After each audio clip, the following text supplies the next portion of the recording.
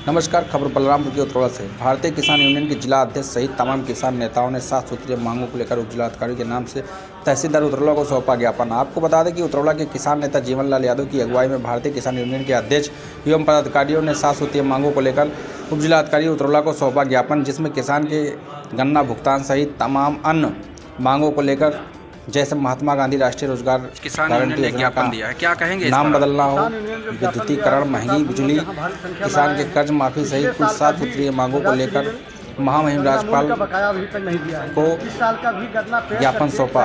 क्या कुछ कहा किसान नेताओं ने, देखी हमारी खास रिपोर्ट। 14 दिन के अंदर भुगतान नहीं करती है तो उसको ब्याज सहित पैसा मिलना चाहिए, लेकिन बजाज चीनी मिल के मनमानी रवैये से और यहाँ के जो जनप्रतिनिधि हैं उनके ढुलमुल रवैये की वजह से आज बजाज चीनी मिल तानाशाह बना हुआ है। किसानों की कोई भी वो परवाह नहीं करता है, अपने मन से भुगतान करता है और अपने मन के हिसाब से वो गन्ना खरीदता है। और सेंटरों पर घटतौली इतना ज़्यादा हो गया है कि वहाँ पर कोई बोलने वाला नहीं है। जो बजाज चीनी मिल द्वारा वैसे है सरकारी बोर्ड गठन, वो बजाज चीनी मिल के द्वारा बोर्ड गठन किया गया। उसके जो प्रतिनिधि हैं, डायरेक्टर और चेयरमैन, ये लोग दिशा शून्य होकर के अपने घर बैठे हुए हैं और किसान का शोषण हो रहा है।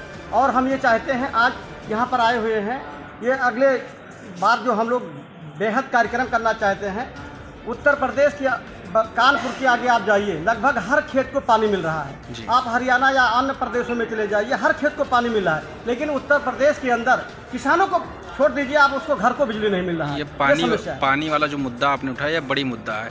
किसान यहाँ जो है गेहूं बो देता है, फिर बाद में जब पानी छोड़ देते हैं, नहर में जब पानी डाल दिया जाता है, किसान का जो है गेहूं भर जाता है और वो सड़ जाता है। वो तो वहाँ जो नहर विभाग के कर्मचारी हैं वो समय से देखते नहीं है कि कहाँ पर हमारा कटा हुआ है नहर और कहाँ पर वो नहीं कटा हुआ है, इसके वजह से। लेकिन हम उस पानी की बात भी करते हैं। दूसरी पानी ये है कि सरकार द्वारा ये कहा गया कि हम बिजली फ्री देंगे, किसानों के खेत में पानी देंगे। जैसे हर घर बिजली पहुंचाया गया, वैसे हर खेत में पानी होना चाहिए। बिल्कुल। आप अन्य उत्तर प्रदेश के ही ज़िले में आप चले जाइए, इटावा चले जाइए, आप हापुड़ चले जाइए, आप गाजियाबाद चले जाइए, लगभग हर खेत में पानी है।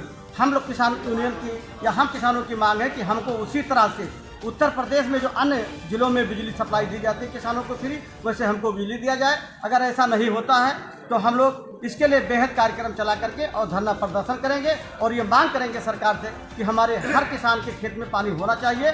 और बजाज चीनी मिल द्वारा जो गन्ने का भुगतान नहीं दिया जाता, हम लोग कई बार वहाँ धरना प्रदर्शन किए कि हमारा एरिया काट दिया जाए। जो चीनी मिल हमको, बजाज चीनी मिल पैसा नहीं देती है, दतौली चीनी मिल और बलरामपुर और तुलसीपुर, इसी जिले के 3 चीनी मिलें हैं जो 14 दिन पर नहीं 7 दिन पर भुगतान करती हैं। तो हमारा गन्ना उन चीनी मिलों को क्यों नहीं ट्रांसफर कर दिया जाता है? क्या सरकार की मजबूरी है या क्या यहाँ के प्रशासन की मजबूरी है? क्या हमारे किसानों के साथ ऐसा क्यों किया जा रहा है?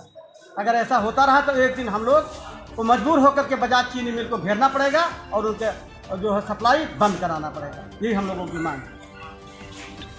मैं बछराज वर्मा, जिला उपाध्यक्ष, भारतीय मजदूर किसान संगठन राष्ट्रवादी महात्मा गांधी। आज राष्ट्रीय आह्वान था संगठन की तरफ से जी।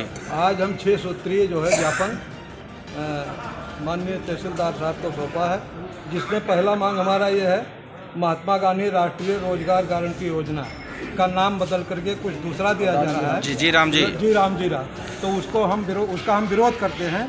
जो नाम था पहले वही रहे। दूसरा बिंदु हमारा है विद्युतीकरण का संशोधित विधेयक 2020-25 का विरोध प्रस्तावित है, उसका हम विरोध करते हैं। बिजली जैसा चल रहा है वैसे ही चले, निजीकरण ना किया जाए, इसका हम विरोध करते हैं। तीसरा बिंदु हमारा है बिजली बिल विधेयक का जो कानून जो बना है, जो किसान हित में है, अगर ये जो है क्या नाम निजीकरण हो जाएगा तो जो सब्सिडी मुझे मिल रहा है, जो आज मुझे छूट मिल रहा है जमा करने के लिए बिल, वो नहीं मिलेगा।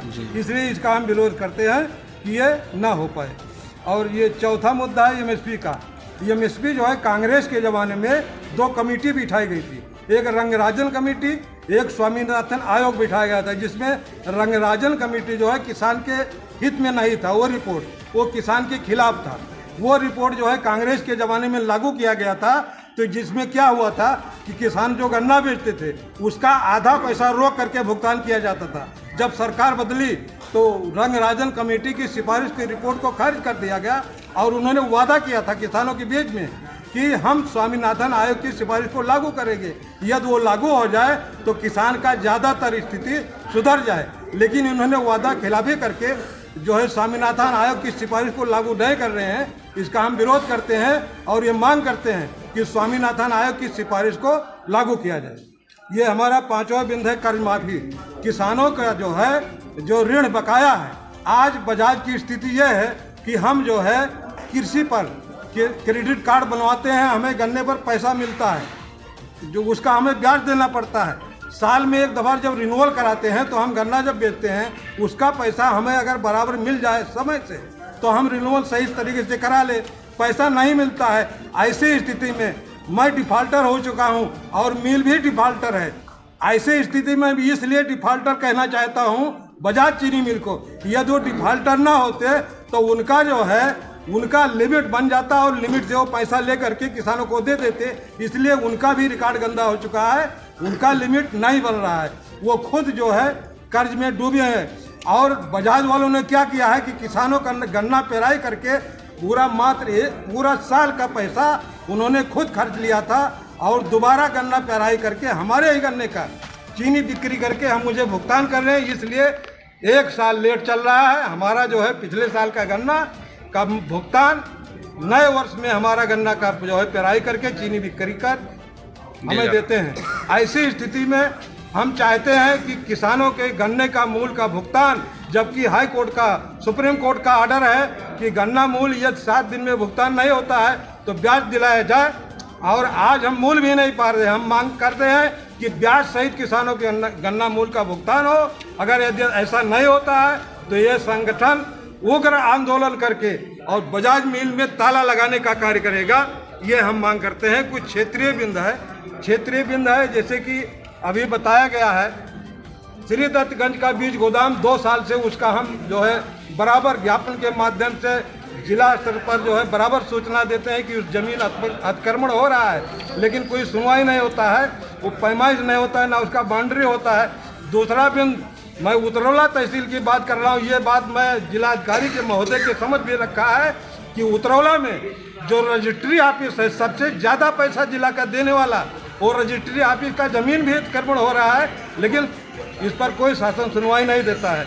जी मैं चाहता हूँ कि उपरोक्त कथन जितने भी हमारे हैं इस पर सुनवाई करके तत्काल कार्रवाई किया जाए, हमारे जो है ज्ञापन को शासन को भेजा जाए और सरकार इस पर जो है ध्यान करके इसको लागू किया जाए। जय हिंद, जय जवान, जय किसान। आज आप लोग तहसील में आए हुए हैं, क्या है आप लोगों का? जो पुराना बकाया हमारा बजाज मिल का पड़ा हुआ है वो नहीं मिला, नया भी नहीं मिल पाया है। अगर यादर काश्तकार बलरामपुर कहीं बेचना चाह रहा है तो वहाँ के CDO, वहाँ के DM गुंडागर्दी करके मारपीट कर रहे हैं, ये हमारा मांग है। दूसरा मुद्दा हमारा श्रीगंज का है, जो कृषि विभाग सुरक्षा इकाई है वो अतिक्रमण जमीन कब्जा होता जा रहा है। तीसरा, बिजली विभाग की इतनी भ्रष्टाचार है कि किसी की लाइट काट जा रही, किसी की बिल 18 महीना आ रहा है, उस पर कोई सुनवाई नहीं हो रही है। और चौथा मुद्दा क्या है, वो स्वामीनाथन आयोग की सिफारिश किया जाए। मनरेगा का जो हमारा जो है उसका नाम बदला जा रहा है। अच्छा, यही तो हमारे 5-6 तो मनरेगा को लेकर आप लोग नाराज है कि जी राम जी क्यों कर दिया गया? हाँ, क्यों कर दिया गया। तो ज्ञापन आपने दिया कि नहीं दिया? हाँ दिया, हम लोग तहसीलदार साहब को हमने ज्ञापन दिया है। अच्छा, और निजी जो अब समस्या है श्याम बिहारी का, इनका मकान का रास्ता रुका हुआ है। किस गांव के हैं? ये रेहरा बिलास कौन सा गांव पड़ता है? किशनपुर रामगढ़वा गाँव पड़ा है। 7वां मुद्दा है कि जिसे हमारे गांव में घरौना लिखा गया, उसमें हरचंद सिंह लेखपाल थे, सत्यम लेखपाल थे, ये लोगों ने सर्वे किया, हमारा नाम उसमें छोड़ दिया गया। यही सब मुद्दा से हम लोग नाम दिया गया।